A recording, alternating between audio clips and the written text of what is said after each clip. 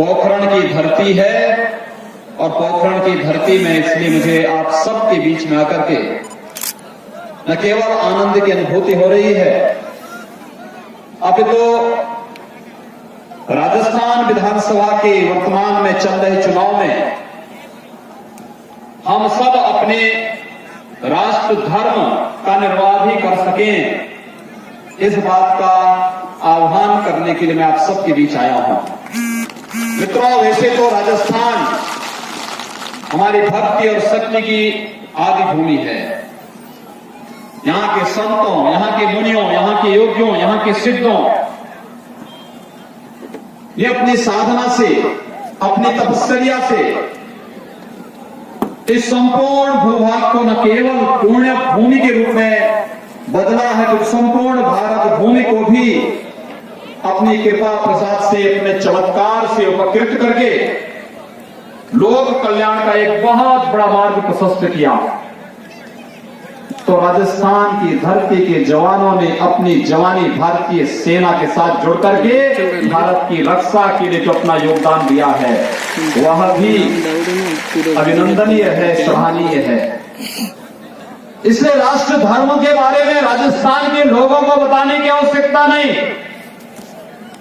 जहां coat coat करके राष्ट्र धर्म भरा हुआ हो, वहां पर यहां का बच्चा बच्चा उस राष्ट्र धर्म के लिए समर्पित होकर के जब भी भारत माता को कहीं भी किसी भी प्रकार के योगदान की आवश्यकता पड़ती है, राजस्थान अग्रणी भूमिका में सामने खड़ा दिखाई देता है। इसलिए इस धरती को मैं नमन करता हूं।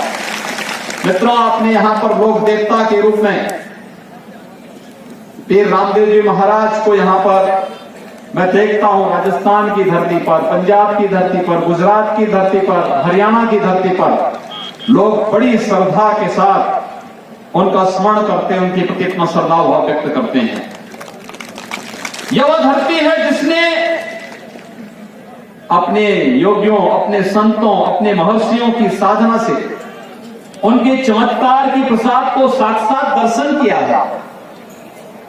और इसीलिए जब मैं राजस्थान विधानसभा के चुनाव में आया हूं, मुझे केवल आपको 2-3 बातें आपके सामने रखनी है। इससे पहले मैं छत्तीसगढ़ विधानसभा के चुनाव में था,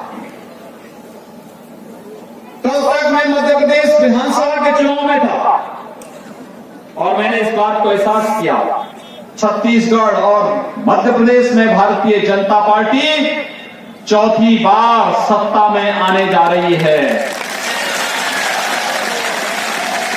मध्य प्रदेश और छत्तीसगढ़ में जब चौथी बार संभव है, तो राजस्थान में लगातार दूसरी बार भारतीय जनता पार्टी के लिए संभव क्यों नहीं है?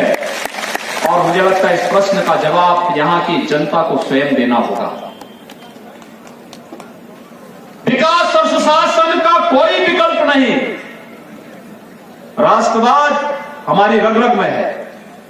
राष्ट्रवाद कोई हमसे अलग नहीं कर सकता। हमने राष्ट्र की कीमत पर राजनीति नहीं की है। हमने राजनीति को मूल्य और आदर्शों को जोड़ करके पूरा जीवन राष्ट्र माता के इसी चरणों में समर्पित किया है। भारतीय जनता पार्टी इस विचार परिवार का एक एक कार्यकर्ता इसके लिए समर्पित है। और यही कारण है कि आपका विधायक श्री शैतान सिंह राठौर कहता है कि नहीं, स्वामी प्रतापपुरी जी महाराज को चुनाव लड़ना चाहिए, मैं सेवा करूंगा। ये कहीं और होता तो कांग्रेस के संस्कार इस प्रकार की बात नहीं करते। वैसे कांग्रेस और संस्कार का दूर दूर तक कोई संबंध भी नहीं है मित्रों, और इसीलिए मैं आपसे कहने के लिए आया हूं, ये केवल भारतीय जनता पार्टी में हो सकता है। और भारतीय जनता पार्टी इसीलिए आप सबका आह्वान करने के लिए आई है, आपका आह्वान कर रही है कि अगर मध्य प्रदेश और छत्तीसगढ़ का व्यक्ति इस बात के लिए संकल्पित है, तो देश की ऊर्जा की ये भूमि पोखरण क्यों नहीं, राजस्थान क्यों नहीं। और आज जो मैंने उत्साह देखा, मैं सुबह से ही राजस्थान में हूं, जगह जगह गया, मैं मकराना में गया, रतनगढ़ में गया, डूंगरगढ़ में गया, जहां भी गया फतेहपुर में गया, जहां भी गया वहां पर मुझे ऐसे ही हुजूम, नौजवानों का यही उत्साह, माताओं और बुजुर्गों का यही आशीर्वाद भारतीय जनता पार्टी के प्रयासों में देश का जो 4 हिंदी बाहुल्य क्षेत्र था, बिहार, मध्य प्रदेश, राजस्थान, उत्तर प्रदेश, आज इनसे 7 राज्य हो गए हैं। ये 7 राज्य कांग्रेस के शासनकाल के समय बीमारू राज्य कहे जाते थे। बीमारू राज्य का मतलब जहां सड़क न हो, जहां बिजली न हो, जहां पानी न हो, जहां स्कूली शिक्षा की उचित व्यवस्था न हो, जहां स्वास्थ्य की उत्तम प्रबंधन न हो, जहां किसानों के लिए कोई उचित साधन खेती बाड़ी के न हो, और जहां पर किसानों को उनकी उपज का उचित दाम न मिलता हो, और रोजगार के लिए नौजवानों के लिए कोई साधन न हो। इस प्रकार की स्थिति कांग्रेस ने दी थी। कांग्रेस ने इस देश को आतंकवाद दिया, कांग्रेस ने इस देश को नक्सलवाद दिया, कांग्रेस ने इस देश को अलगाववाद दिया, कांग्रेस ने इस देश में विभाजन की राजनीति को जन्म दिया, और कांग्रेस आज भी अपनी इस विभाजनकारी मानसिकता से उभर नहीं पा रही है। कांग्रेस की विभाजनकारी मानसिकता आज भी आपको दिखाई दे सकती है। आज यहां पर कांग्रेस के अध्यक्ष आए होंगे, और मुझे आश्चर्य हो रहा था जब वो सुबह अजमेर शरीफ गए थे, तो वहां पर उन्होंने इस बात को कहा कि मेरा गोत्र है। मैं ताज्जुब कर रहा था। राहुल गांधी आज अपने गोत्र पर भी उतर आए हैं। हमने तो कभी नहीं पूछा गोत्र, क्योंकि राहुल गांधी के परनाना कहते थे कि मैं एक्सीडेंटली हिंदू हूं, और उनकी 4थी पीढ़ी में आने वाला व्यक्ति आज कहता है कि मेरा गोत्र फलाना है। मित्रों, ये हमारी राजनीति केवल वैचारिक विजय ही नहीं, हिंदू शाश्वत है और सत्य है, इस बात को भी प्रदर्शित करता है। हमें हिंदू होने पर गर्व की अनुभूति होनी चाहिए। यह इस बात का एहसास करता है जो स्वामी विवेकानंद ने कहा कि गर्व से कहो हम हिंदू हैं। लेकिन राहुल जी को बताना चाहिए कि भाई नकल के लिए भी अकल चाहिए, और नकल के लिए अकल इसलिए, हम लोग जब मंदिर जाते हैं तो मंदिर में जाके पालती मार करके बैठते हैं। राहुल गांधी जी जब गए थे सोमनाथ जी के मंदिर में दर्शन करने के लिए, तो घुटने के बल बैठे, तो पुजारी ने कहा भैया ये मंदिर है, मस्जिद नहीं है, यहां पे कम से कम पालती मार के बैठो। तो मैं इसीलिए कह रहा था कि आज उसके मुंह से पता नहीं किसने बोल दिया कि गोत्र भी होता है। इससे पहले उसने जुनून दिखाने का कार्य किया था। मित्रों, पूरी कांग्रेस इस बात को मानती है।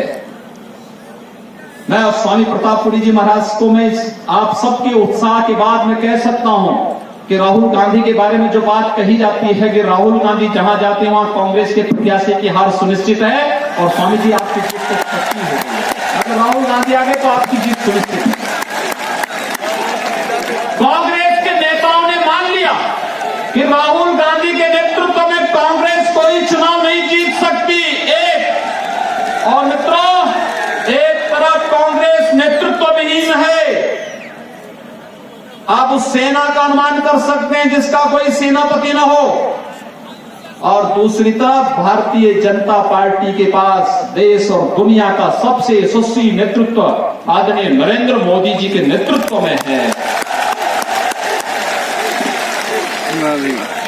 अंदर आप देख सकते हैं, नेतृत्व विहीन जब सेना होती है तो कांग्रेस के राज में आतंकवादियों को बिरयानी खिलाई जाती थी, और जब यशस्वी नेतृत्व हो तो आतंकवादियों को गोली खिलाई जाती है। क्या बात है। यही अंतर है भाजपा और कांग्रेस में। और राजस्थान को तो इस बात के लिए गौरव की अनुभूति करनी चाहिए कि राजस्थान की धरती पर वसुंधरा राजे के नेतृत्व में भारतीय जनता पार्टी जिस ओजस्विता के साथ कार्य कर रही है वह किसी से छुपा हुआ नहीं है। मित्रों, यह कार्य इसलिए भी महत्वपूर्ण हो जाता है हम सब के लिए कि हमारे पास वसुंधरा जी के नेतृत्व में राजस्थान के अंदर चुनाव लड़ने का एक नेतृत्व है, लेकिन कांग्रेस से पूरा सबसे बड़ा स्मारक बनाने का हो, यह कार्य केवल भारतीय जनता पार्टी कर सकती है। और इसलिए मैं आप सबसे अपील कर रहा हूं, 7 दिसंबर को, 7 दिसंबर की तिथि है, मंगलवार की तिथि। अगर क्यों मंगलवार, अमावस्या भी है और मंगलवार भी है। मंगलवार का तिथि आप जानते हैं ना कौन सी तिथि होती है? बजरंगबली की तिथि। बजरंगबली का एक ही संकल्प था कि राम काज कीन्हे बिनो मोहि कहां विश्राम। और मित्रों, मैं यही आपसे कहने के लिए आया हूं कि बजरंगबली का यही संकल्प है, क्योंकि कांग्रेस के लोग तो बजरंगबली पर विश्वास नहीं करते होंगे। और इसलिए मैं कहूंगा कि इसलिए 20 तारीख को मंगलवार था,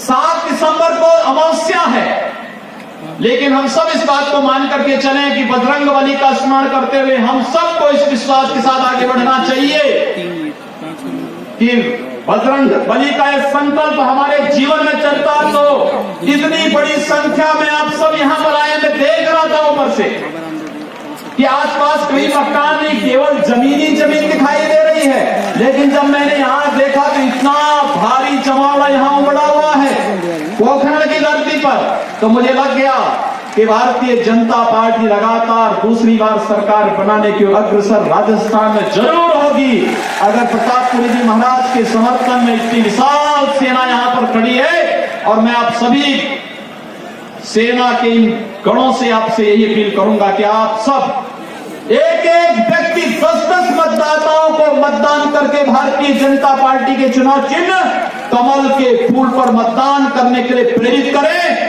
यही अपील आप सबसे करते हुए भारतीय जनता पार्टी के प्रत्याशी माननीय प्रतापपुरी जी महाराज को भारी मतों से कमल चुनाव चिन्ह पर चुनाव जिता करके पोखरण की ऊर्जा का विस्तार पूरे राजस्थान और पूरे देश तक पहुंचाने की आवश्यकता है।